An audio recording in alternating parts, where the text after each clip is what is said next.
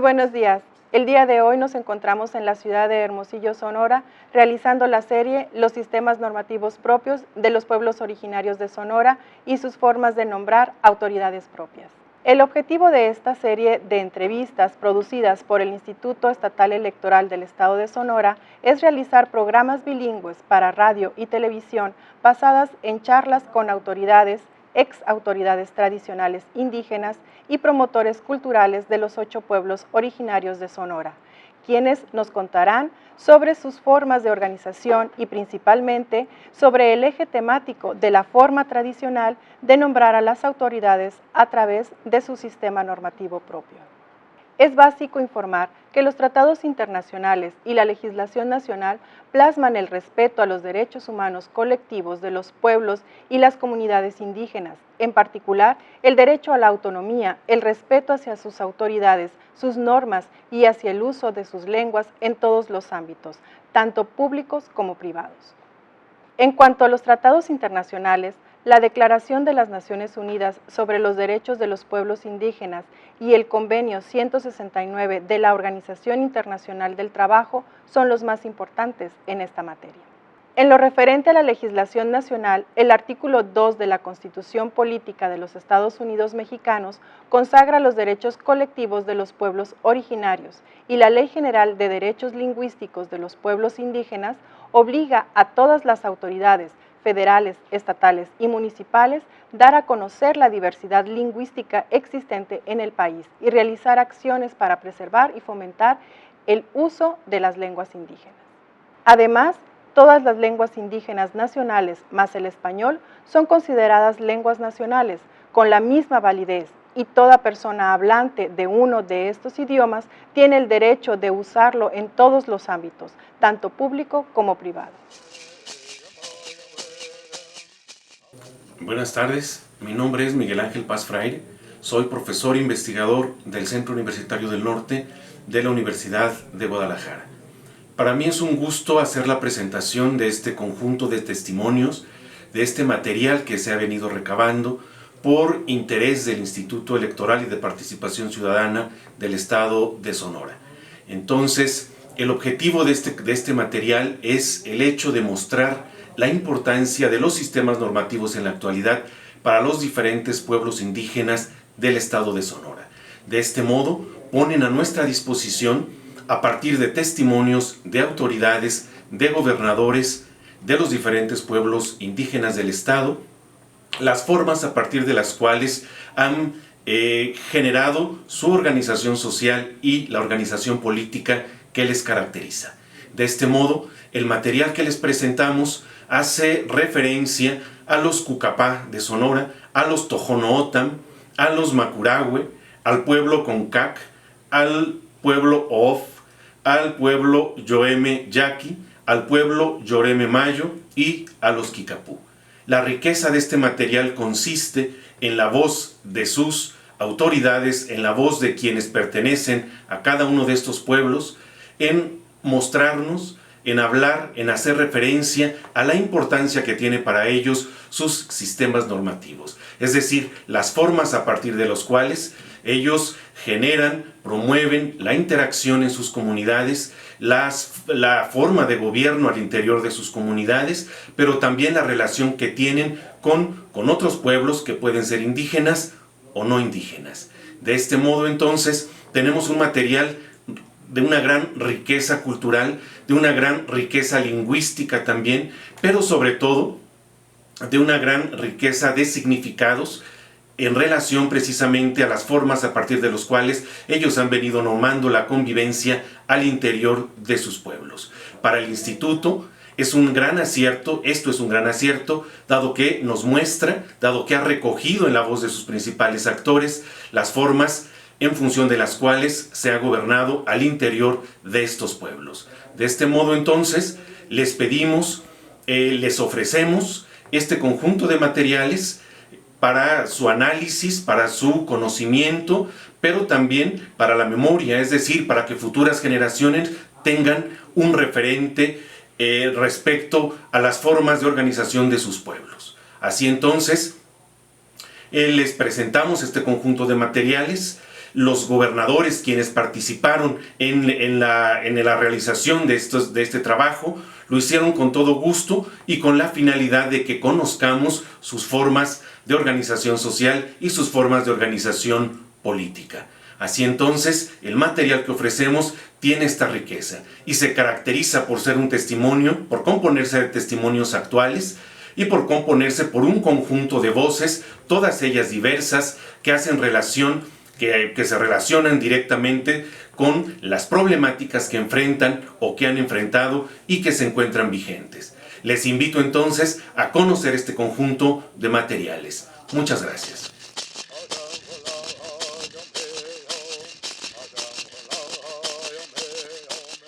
Se encuentra en esta ocasión como invitado el señor Ramón Acedo Cueva, presidente de la comunidad Tamichopa-Baserac.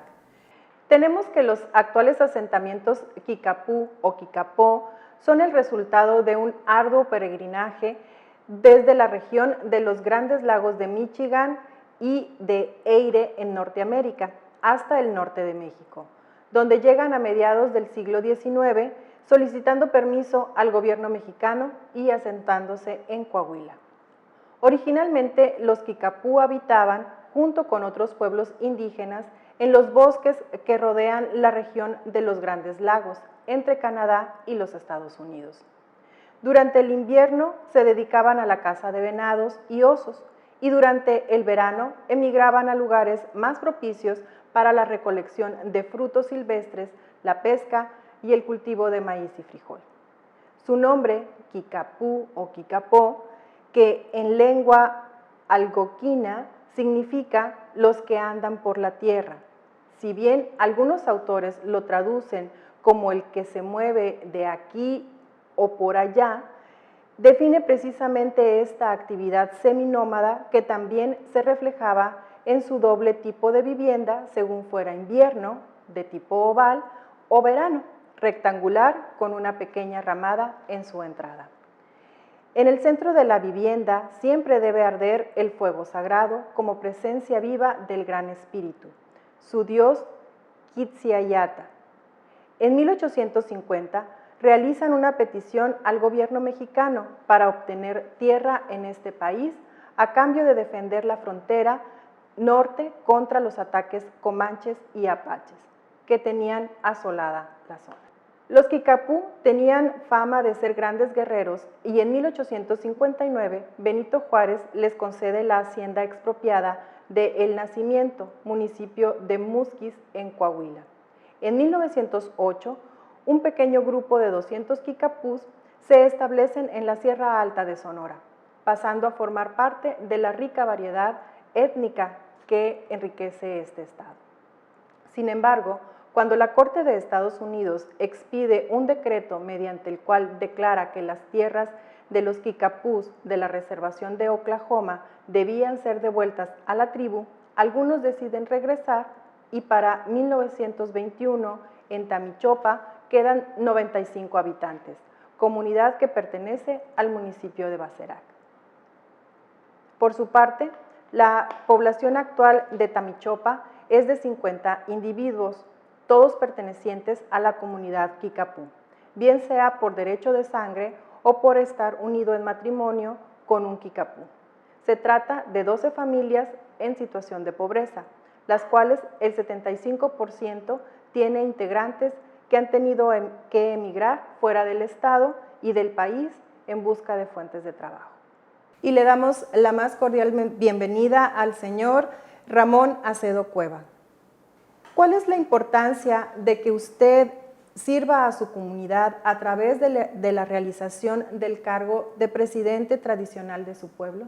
No, la importancia que tengo yo ahorita como presidente de la mesa directiva, ¿no?, del grupo de trabajo, es que me dedico, junto con mis compañeros, ¿no?, que componen la mesa directiva, a gestionar, ¿no?, proyectos productivos ante las diferentes instancias de gobierno. Y aparte que como presidente sirvo como mediador ahí, ¿no?, para que no haya conflictos o cuando menos para que esté tranquilo, que no haya conflictos internos ahí dentro del grupo. ¿Cuáles son sus estrategias como presidente para transparentar el ejercicio de su cargo a la comunidad? Las estrategias que usamos ahí es que, por ejemplo, yo todo lo que hacemos nosotros ahí, lo hacemos con el aval, ¿no?, de la gobernadora y todo lo que se hace ahí, por eso está la mesa directiva, ¿no? Hay un consejo de vigilancia, un secretario, hay un tesorero, vocales, y entre todos, ¿no?, nos coordinamos para transparentar todas las obras que se hacen, ¿no?, proyectos que hay ahí de lo que sea, de salud, ¿no?, de infraestructura, todo eso. Y ahí le rendimos cuentas, ¿no?, a la comunidad. Respecto a su cargo, ¿cuáles son las principales actividades que desempeña? No, pues las principales actividades que empeño, soy gestor, ¿no? Gestiono, ¿no?, ante las diferencias de estancias de gobierno, ¿no? Proyectos, ¿no?, ya sea de todo índole, becas, proyectos productivos, cuestiones de salud, todo, ¿no? Todo eso. ¿Cuáles son los tipos de cargos que existen en el sistema normativo propio Kikapú?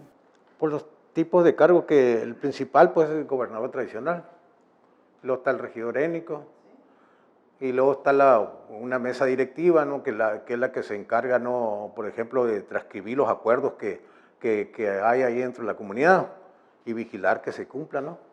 ¿Entiendes? Sí, para tener bien organizado ahí. Usted como autoridad, ¿qué nos puede decir sobre las formas tradicionales de nombrar a sus autoridades en asamblea y qué características destaca del sistema normativo propio Kikapú? No, pues lo que pasa que para nombrar, por ejemplo, gobernador, pues se convoca, ¿no? Y se hace una convocatoria abierta donde pueden participar hombres y mujeres siempre y cuando sean de sangre Kikapú. Y en una votación abierta ahí se elige, ¿me entienden?, al que según ellos creen que tiene mejor actitud para desempeñar ese cargo. En su comunidad, ¿cuáles son los procedimientos que deben seguir tradicionalmente para el nombramiento de las autoridades Kikapú? No, pues los procedimientos que siguen ahí, ¿no?, para nombrar una autoridad Kikapú, pues en primer lugar, tiene que ser de origen, en los cargos, ¿no?, ya relevantes, tiene que ser de sangre Kikapú, la persona, por ejemplo, para nombrar regidor, pues tiene que ser Kikapú, para gobernar tiene que ser Kikapú, y ser mayor de edad, ¿no?, y no tener antecedentes penales, ¿no?, algo que perjudique en su gestión. ¿Aplica para los diferentes cargos? También el de regidor étnico, son esos mismos requisitos. Para el regidor, gobernador. La mesa directiva, ya que se nombra ahí, ¿no?, que ya, en esa no, ya porque como hay una mezcla ya de gente ahí, entonces la mesa directiva también le eligen ellos, los Kikapú, ¿me entiendes? Según las actitudes que tenga uno para desempeñar el cargo, pero ya no es necesariamente ser Kikapú, ya van revueltos ya todo. se permite Se permite el mestizaje. pero siempre y cuando sean personas que están aparentadas con Kikapú. Y que tengan un interés Y que tengan un interés en el bien común. común. Así es. Entonces, ahí lo que importa, lo que determina es el linaje, por así decirlo, Sí, de sangre, de sangre, sí. de sus ascendentes, Sí, sí. del origen. Y allí pues muy fácil identificar, ¿me entiendes?, que es un Kikapú, porque los Kikapú tienen, los de sangre ahí tienen su credencial que los acreditan, ¿no?, como miembros de la etnia Kikapú de Oklahoma. Entonces tienen su mica. Es su forma de acreditar. Sí, acreditar que son Kikapú. Y entonces lo mismo el regidor que el gobernador. Esos, ¿usted nos podría decir que son los cargos más relevantes? Más relevantes, sí. Ah, ok. Entonces, pueden participar mujeres, me dice. Pueden participar mujeres. Más antes se elegían puros puros gobernadores y regidores que eran hombres. Sí. Pero ya en la actualidad ya se le da participación a la mujer, como ahorita, ¿no? Que la gobernadora que tenemos ahí es mujer. Claro, entonces ya hay una Y aceptación. también, sí, y ya para regidor, regidor étnico también, digo, ya se les da la prioridad esa, de que pueden participar como una mujer como regidor étnica ahí. Ok, entonces, para recapitular, el procedimiento para la elección de su regidor étnico, ¿nos lo podría volver a comentar? Sí, es el mismo, ¿no? Se registran 2, 3 personas, aspirantes, y ahí por mayoría, ahí sacan en la comunidad, ahí en votación, ¿no? Por mayoría, ahí se elige, ¿me entiendes? El que tenga más. Sí, la Apoyo. mayoría Sí. es la que Sí. permea. Sí. Y, a ver, platíquenos, ahora sí que fuera de guión,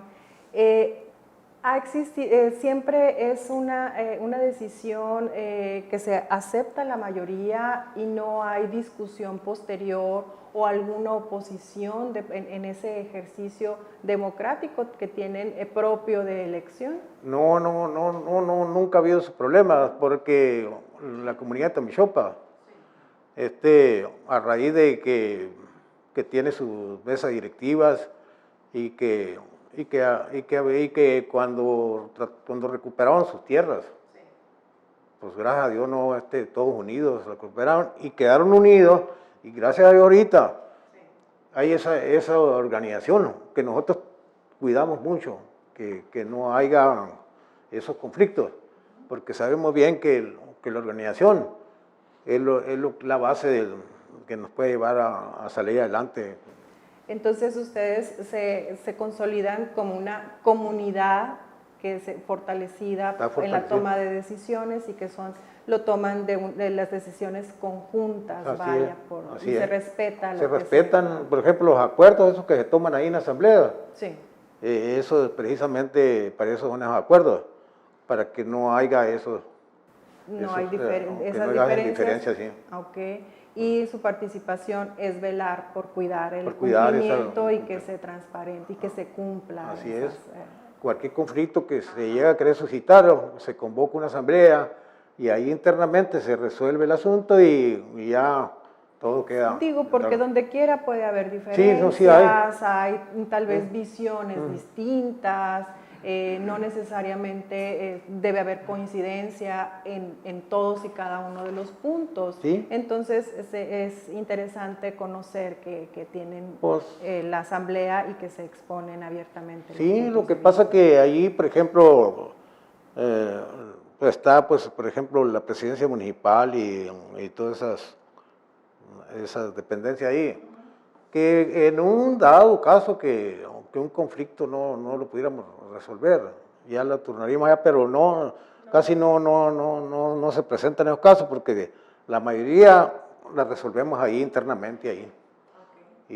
Y gracias a Dios, estamos reconocidos aquí en el estado como una de las comunidades más organizadas ahí, que hemos bajado recursos de estatales, federales, municipales, gracias al desarrollo, a la unión que tenemos ahí, a la organización que tenemos nosotros interna ahí.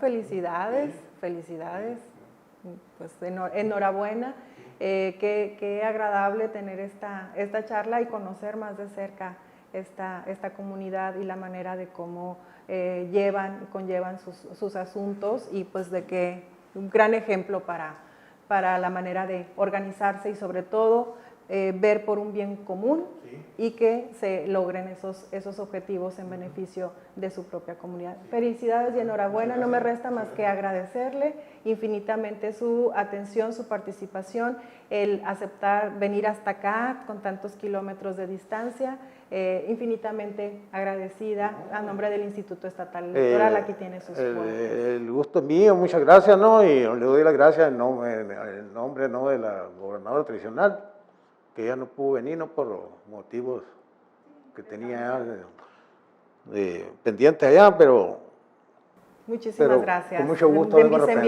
representarla. saludos también de Sí. vuelta para la señora gobernadora. Un placer. Y aquí le reitero, tienen las puertas abiertas del Instituto Estatal Electoral y de Participación Ciudadana, lo que se les ofrezca, tienen las puertas abiertas. Muchísimas gracias. Encantada, un gusto.